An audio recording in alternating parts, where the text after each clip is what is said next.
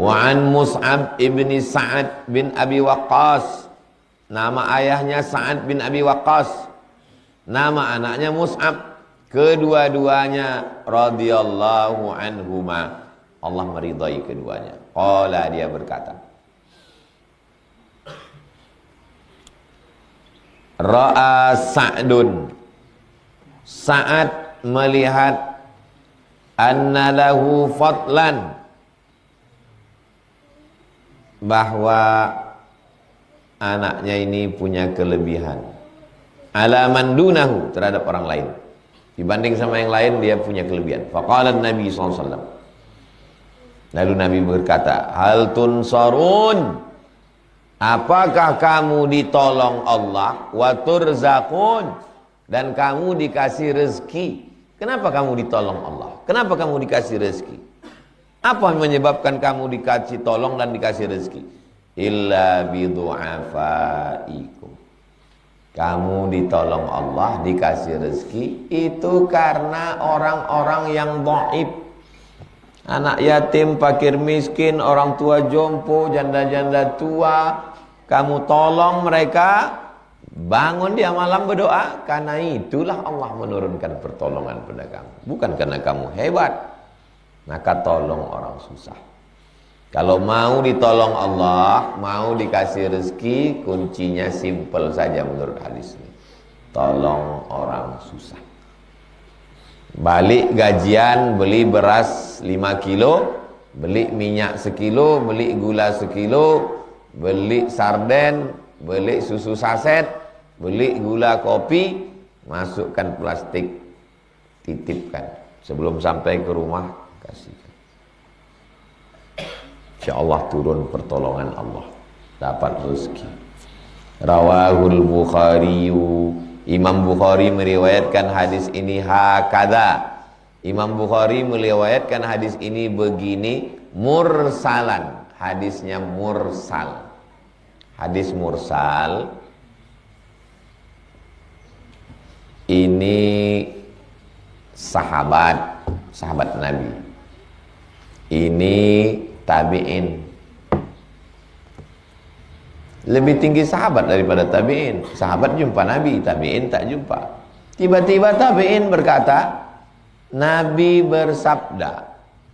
Kalau ada jumpa hadis, tabi'in berkata, Nabi bersabda, itu nama hadisnya mursal. Sahabat, tabi'in, tabi'in, baru pengumpul hadis. Kalau pengumpul hadis, Imam Bukhari, Imam Muslim, Imam Nawawi, Imam Bukhari, Imam Muslim, Imam Abi Dawud, Imam Nasai, Imam Tirmidzi, Imam Ibnu Majah, tiba-tiba saja dari pengumpul hadis ini dia bilang qala Nabi, Nabi bersabda. Nama hadisnya mu'allaq. Kalau putusnya di sini, tiba-tiba tabi'in, ini tabi'in berkata, Nabi bersabda, nama hadisnya mursal.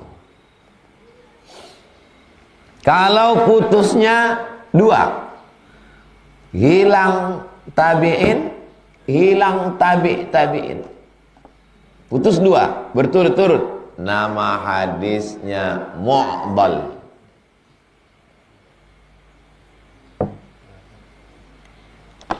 Tidak di sini, tidak di sini, putus di tengah satu, nama hadisnya munqati. Kalau hilang sahabat, mursal.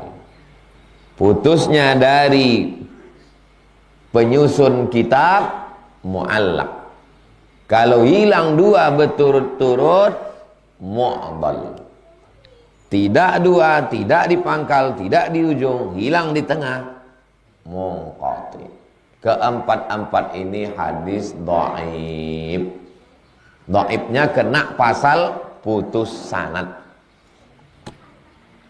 Putus sanad, putus di pangkal, mu'allaq. Putus di ujung, mursal. Putus dua berturut-turut, mu'dal. Putus satu, munqati. Tak masuk ke kepala saya Pak Ustaz, tak usah dipikirkan.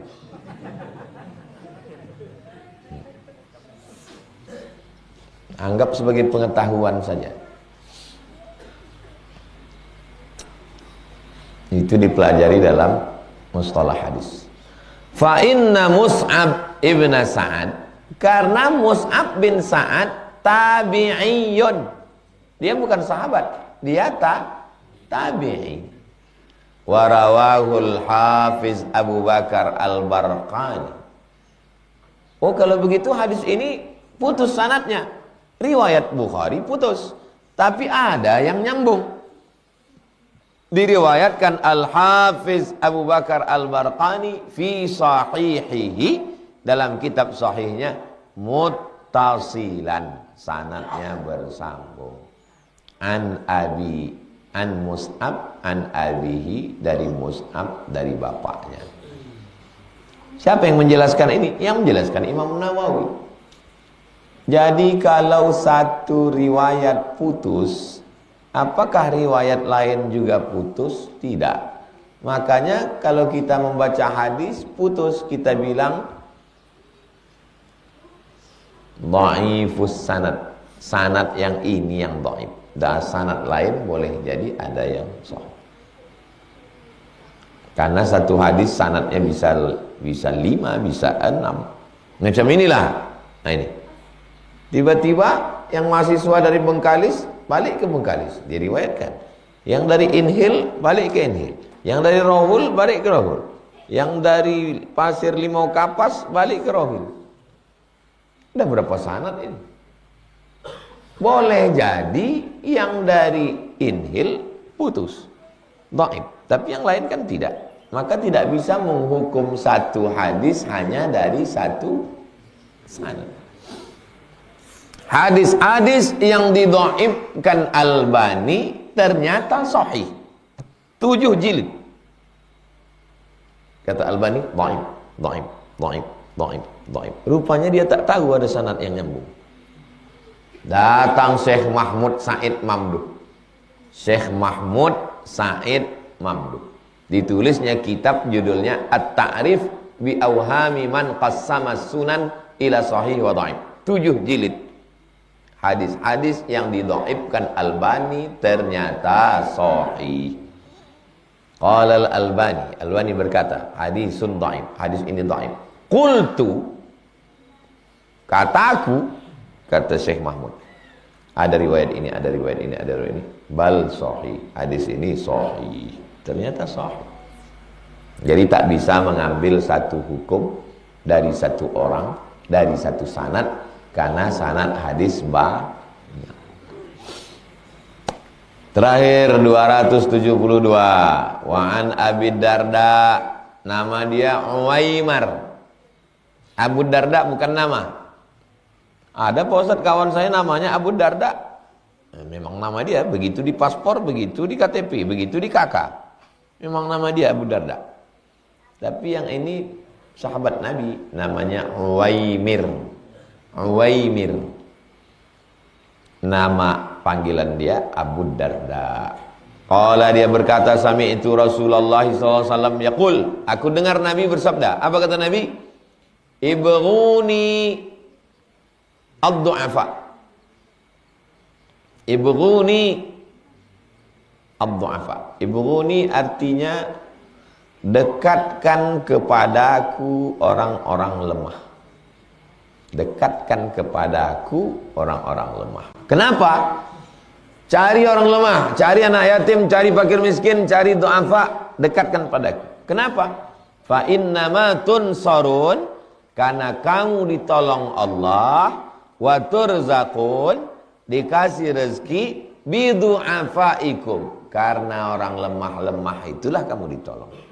Kalau mau ditolong Allah, cari anak yatim, fakir miskin, orang lemah, du'afa, kasih makan, kasih minum, kasih pakaian, bayarkan sekolahnya, insya Allah datang pertolongan Allah. Percaya apa tak percaya? Terserah, yang tak percaya nggak apa-apa. Saya udah nyoba. Insya Allah turun pertolongan Allah, dibukakan Allah pintu-pintu rezeki. Rawahu Abu Daud. Hadis ini diriwayatkan oleh Imam Abu Daud bi isnadin jayyid, sanadnya jayyid. Sahih, dhaif. Jayyid ini di mana pula? Ada sahih, ada dhaif. Antara sahih dan dhaif hasan. Antara hasan dan sahih jayyid. Di bawah sahih, di atas hasan. Pusing kepala aku belajar ulumul hadis nih Pak Ustaz. Pelajaran yang jelimut, ribet, banyak istilah ilmu hadis. Maka jarang orang suka. Tapi bagi saya menarik karena dia detail. Yang suka detail-detail ambil jurusan ilmu hadis. Rawahu Abu Daud bi isnadin jayyidin. Itulah kaji kita subuh ini. Pertemuan akan datang bab 34, babul wasiyah bin nisa, wasiat untuk perempuan. Kita jawab beberapa pertanyaan terkait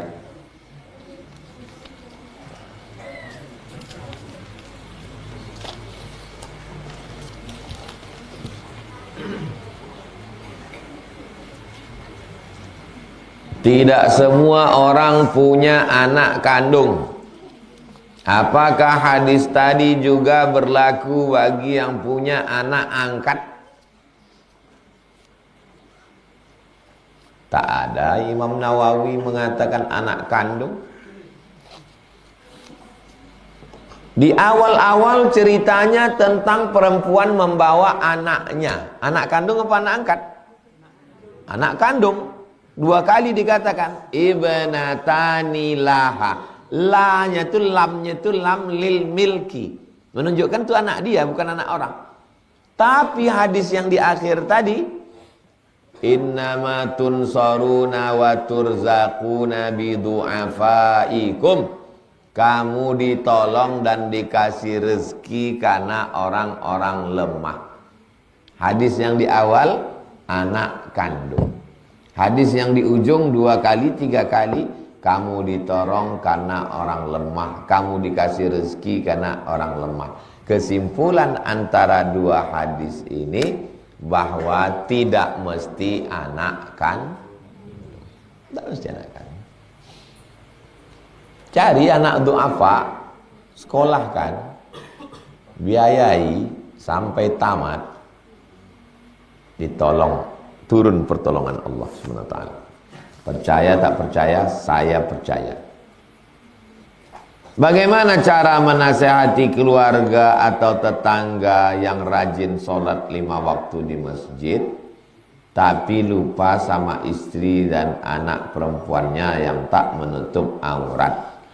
Wahai bapak-bapak yang rajin ke masjid, bini kalian tak bertudung, anak kalian pacaran, sebelah kaki kalian udah masuk neraka, Pak. Ada, bagikan ke dia.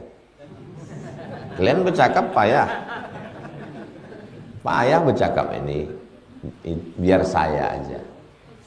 Berat bercakap ini. Nah, nanti potongkan, kasihkan ke dia. Kirimkan ke grup-grup bapak itu. Bapak-bapak yang sangat peduli pada sholat berjamaah ke masjid, balik kalian ke rumah, kumpulkan anak bini kalian, bilang ke bini kalian, jangan kau keluar rumah tak bertudung, jangan kau kasih anak kita dijemput pacarnya malam tahun baru, malam liburan, jangan dibiarkan dia bawa motor jalan ke sana kemari, aku nanti akan dituntut di hadapan Allah SWT. Ini kalau ke masjid bukan main lagi, menengok sop orang kurang rapat kan sop rapat. Tidak ada orang model begini. Maka dia mesti dikasih tahu. Kalau tidak, dia akan diminta, kullukum ra'in, wahai kalian bapak-bapak kepala rumah tangga, kalian adalah pemimpin, wa kullukum mas'ulun ar-ra'iyati, kalian akan dituntut, diminta tanggung jawab di hadapan Allah Subhanahu wa taala. Nah, udah potong, nanti di share.